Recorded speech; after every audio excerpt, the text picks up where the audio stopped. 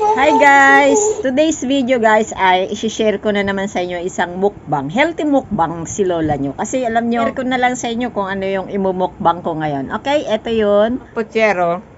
Para maging healthy. Chicken yan. Chicken. Meron din mga test, ganun.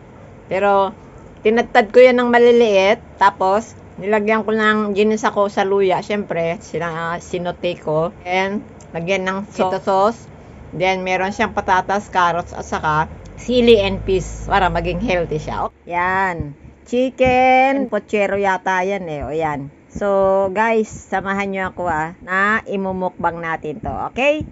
So, let's eat, guys. Alam nyo, kaya meron itong peas, saka sili, no, sa psoriatic arthritis.